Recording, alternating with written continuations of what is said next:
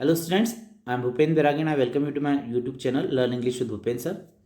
Today in this video we will discuss the fifth poem of your Bihai book and the name of the poem is A Legend of the Northland written by Fob Carey.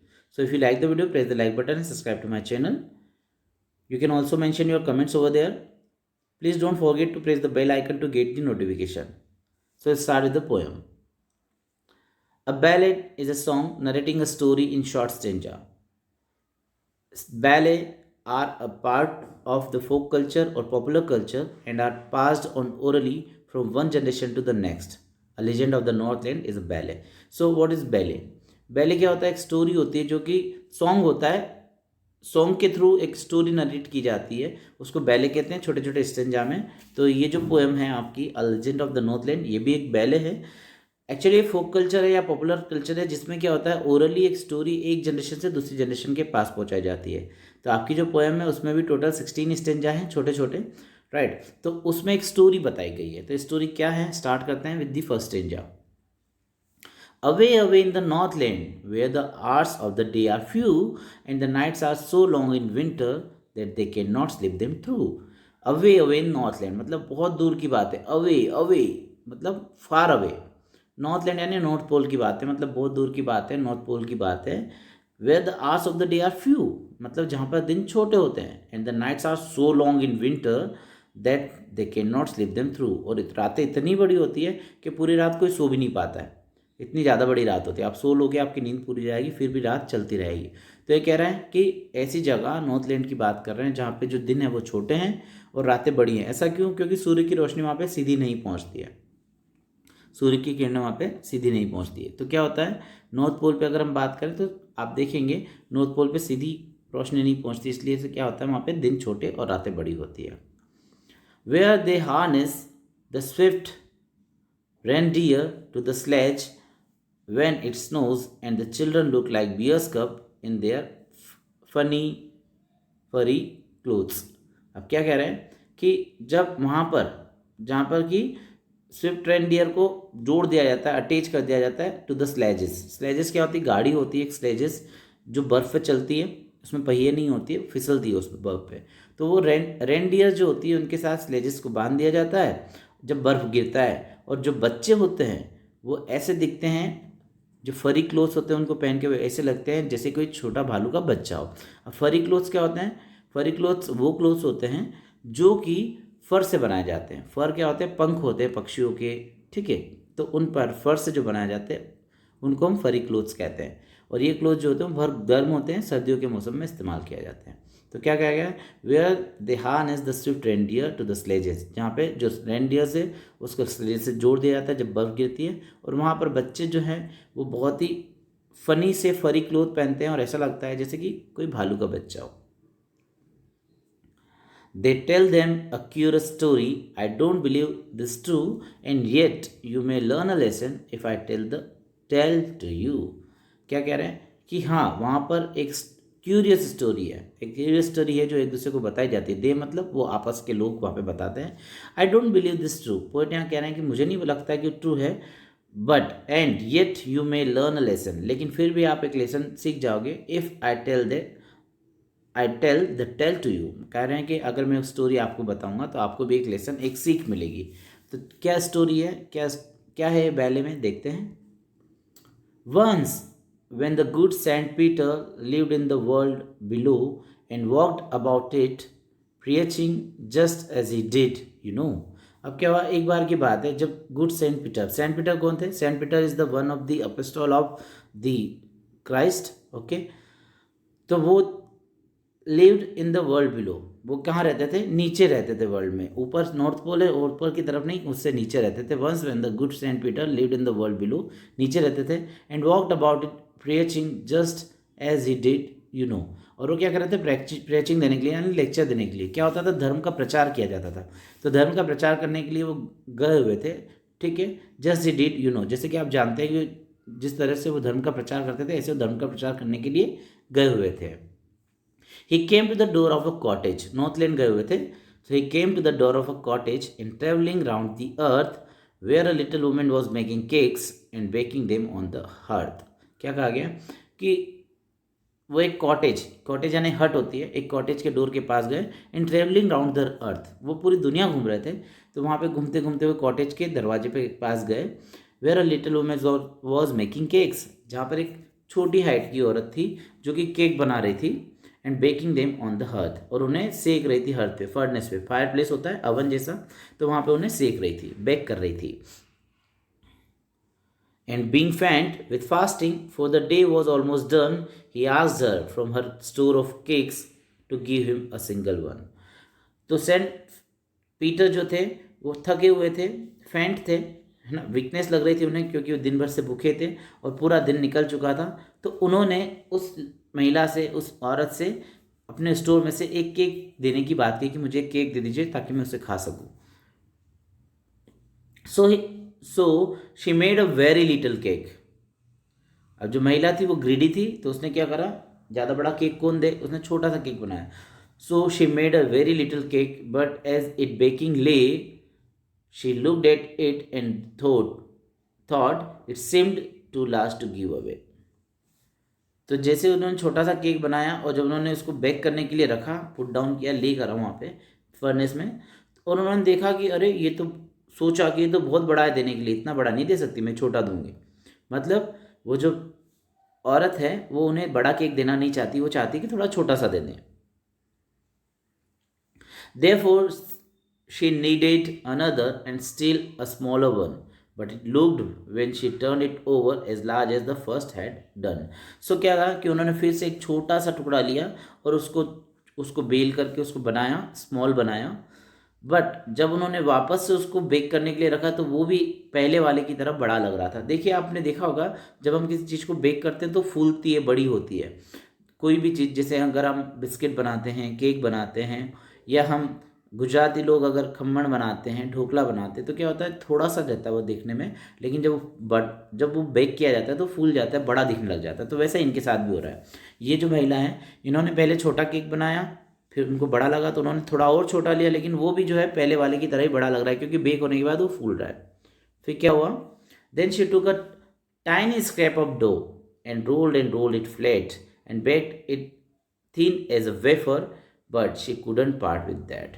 फिर क्या करा, उनका मन अभी भी नहीं मान रहा है, उनको ये लग रहा है कि बहुत बड़ा है, तो उन्होंने छोटा सा स्क्रैप लिया डो का, आटे का, और उसको रोल एंड रोल, उनको उनको बेलती गई, बिल्कुल फ्लैट कर दिया, पतला सा, and baked it thin as a wafer, और कैसा कर दिया, वेफर की जगह कर दिया, बिल्कुल पतला सा। But she couldn't part with that, लेकिन वो भी जो है, वो छोटा सा और पतला सा जो केक था वो भी वो नहीं दे पाई सेंट पीटर को। For she said, my cakes that seem too small when I eat for them myself are yet too large to give away. So she put them on the shelf. और उन्होंने कहा कि मेरे जो cake हैं, मैं जब खाती हूँ तब तो बड़े छोटे लगते हैं, जब मैं खुद खाने के लिए बनाती हूँ तब तो छोटे लगते हैं, लेकिन अभी जब देने की बारी आई तो ये तो बड़े बड़े दिख रहे हैं। और ऐसा कह के उन्होंने वो जो केक बनाया था उसको शेल्फ पर रख दिया, अलमारी पर रख दिया, मतलब सेंट पीटर को कुछ भी नहीं दिया। Then good Saint Peter grew angry, for he was hungry and faint, and surely such a woman was enough to provoke a saint.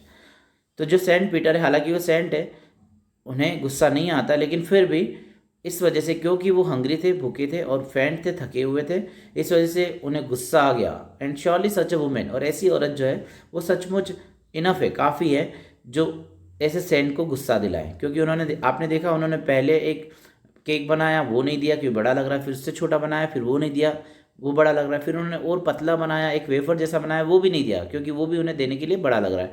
तो इस वजह से सेंट पीटर को गुस्सा आ गया। गुस्सा आने के बाद उन्होंने क्या कहा, and he said, you are far too selfish to dwell in a human form, to have both food and shelter and fire to keep you warm. तो उन्होंने कहा कि तुम बहुत सेल्फिश हो, to dwell in a human form, तुम इस इंसानी शरीर में रहने के हिसाब से अगर देखा जाए तो तुम बहुत सेल्फिश हो, भगवान ने तुम्हें इंसान बनाकर गलती की है, ऐसा कह रहा है। और to have both food and shelter, और तुम्हें फूड भी मिला है, शेल्टर भी मिल रहा है, ठीक है, and fire to keep you warm, और आपके पास आग भी है ताकि आप गर्म रह सको इस ठंडे क्षेत्र में। तो भगवान ने तुम्हें इंसान बना के गलती की है, ये तो तुम्हें इंसान नहीं होना चाहिए था, कुल मिला के ऐसा कहना चाह रहे हो। Now you shall build as the birds do, and shall get your scanty food by boring and boring and boring, and day in the hard dry wood. क्या कहे? अब जो सेंट है उनको गुस्सा आ गया, तो सेंट ने उनको क्या कहा, एक जैसे हम शाप देते हैं, कर्ज देते हैं, तो उन्होंने कह दिया कि now you shall build as the bird do. अब तुम्हें कैसे करना पड़ेगा, जैसे कि बर्ड्स करते हैं। तुम्हें घर भी मिला हुआ है, तुम्हें खाना भी मिला हुआ है, तुम्हें आग भी मिल रही है यहाँ पे, तो तुम जो है इंसानियत नहीं है तुम में। अब तुम्हें ऐसा करना पड़ेगा जैसे कि बर्ड्स करते हैं। And shall get your scanty food, और क्या होगा, थोड़ा सा मामूली सा, वेरी लिटिल, जिस जो इनसफिशिएंट होता है, पेट भी नहीं भरता, वो इतना सा ही फूड तुम्हें मिलेगा, क्योंकि तुम्हें ज़्यादा मिल रहा है, तुम दे तो पा नहीं रहे हो किसी को, ऐसा कहा सेंट पीटर ने। और कैसे मिलेगा वो भी, by boring and boring and boring. इसके लिए अब तुम्हें खोदना पड़ेगा, जैसे आपने देखा होगा चिड़िया जो है चोंच मार मार के खोदती है, all day in the hard dry would.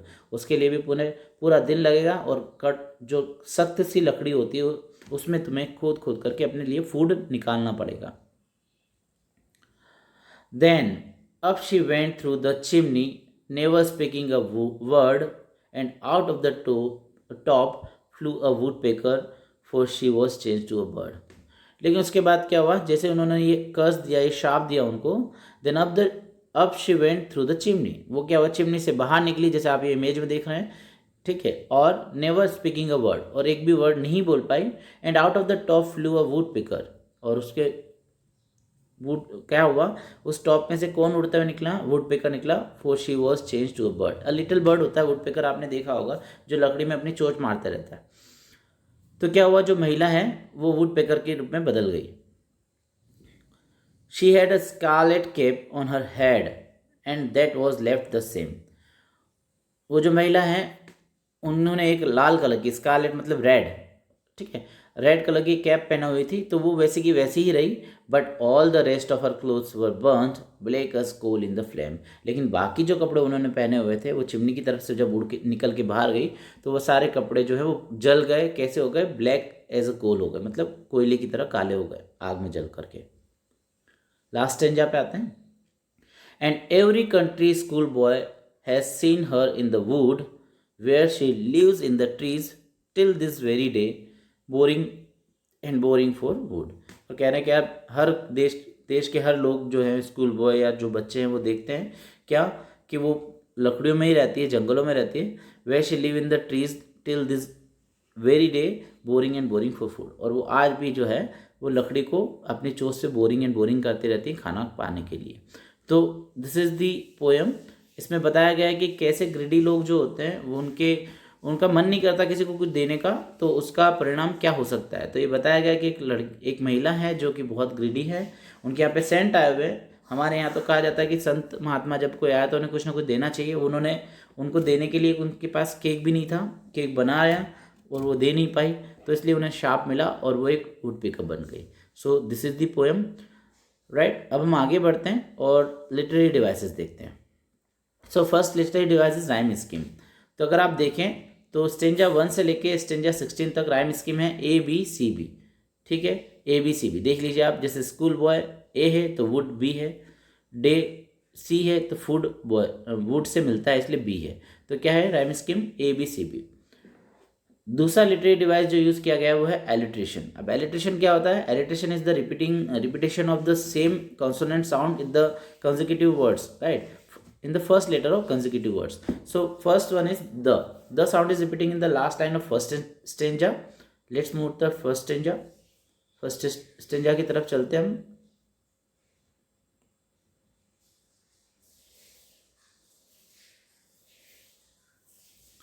तो फर्स्ट स्टेंजा में लास्ट लाइन में द साउंड रिपीट हो रहा है, दैट दे द। तो ये जो साउंड रिपीट हो रहा है इसको हम क्या कहेंगे, एलिट्रेशन। इसी तरह से सेकेंड स्टेंजा में हम देखते हैं फनी फरी, फर्स्ट साउंड रिपीट हो रहा है, तो ये क्या है, ये भी एलिट्रेशन है, ठीक है।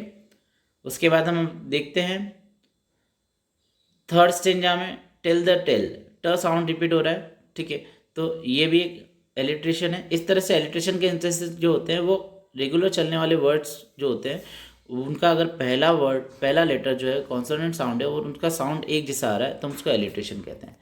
तो आप देख रहे हैं यहाँ पे मैंने इंस्टेंसेस दे रखे हैं कि the sound is repeating the last line of the first stanza, L sound is repeating the third line of and first sound is repeating in the last line of second stanza. इसको आप पढ़िएगा, ठीक है। ये पूरा alliteration है। आगे बढ़ते हैं, और कौन सा लिटरेरी डिवाइस इस्तेमाल हुआ है? रेपिटेशन इस्तेमाल हुआ है। अब रेपिटेशन क्या होता है? रेपिटेशन मतलब एक ही वर्ड या एक ही लाइन को बार बार रिपीट करना। अवे अवे, अगर आप देखें तो पोएम की स्टार्टिंग भी है अवे अवे से। तो अवे अवे मतलब यूँ क्या क्यों कहा गया है? उसको एम्फेसाइज करने के लिए कहा गया है, और वो एम्फेसाइज किया गया है अवे अवे मतलब बहुत ज़्यादा दूर, far away. Rolled and rolled, अब रोल्ड एंड रोल्ड क्यों कहा गया? इतना पतला बेल रही, पतला पतला करते हुए, तो इसको एम्फेसाइज करने के लिए रोल्ड एंड रोल्ड कहा गया है। बोरिंग बोरिंग मतलब खोदती रहती cut cut cut cut cut cut करके, तो वो बोरिंग एंड बोरिंग को बताने के लिए इसमें रिपीटेशन बताया गया है। सिमिलीज भी इस्तेमाल हुआ है। सिमिलीज क्या होती है? सिमिलीज जो होती है किसी चीज़ को कंपेयर करना है किसी और चीज़ से, एज या लाइक लगा करके। तो देखिए आप, children look like bear cup second stanza में है, तो लुक लाइक बियर कप है तो सेकेंड स्टेंजा में। Baked it thin as a wafer जो है वो आप देखेंगे नाइन्थ स्टेंजा में as thin as a wafer कहा है कि वेफर की तरह, और ब्लैक एज अ कोल ये 15th स्टेंजा में कहा है। तो ये क्या है? सिमिलीज है। जब आप किसी चीज़ को किसी और से कंपेयर करें, चिल्ड्रन कैसे लग रहे हैं? बियर कप की तरह। बेक कैसा गया है, किया गया है? वेफर की तरह। और काला कैसा हो गया है? कोल की तरह। तो ये कंपेयर किया गया तो इसको सिमिलीज कहते हैं। एनाफोरा भी है। एनाफोरा क्या होता है? जब कोई रेगुलर चलने वाली लाइन जो होती है पोएम की, वो एक ही वर्ड से स्टार्ट होती है। तो आप देखें सेकेंड और थर्ड लाइन जो है 12th पैराग्राफ की, वो 2 से स्टार्ट हुई है, तो वो एनाफोरा है।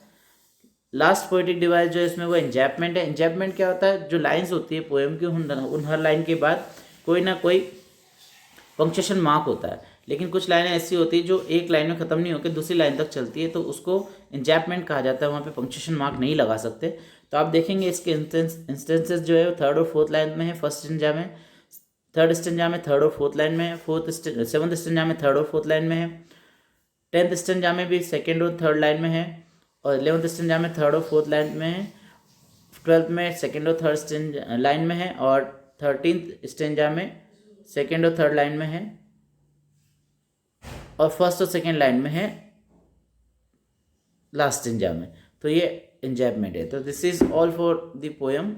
Okay, we will meet in the next video. Please like and subscribe to my channel. Thank you very much. Have a nice day.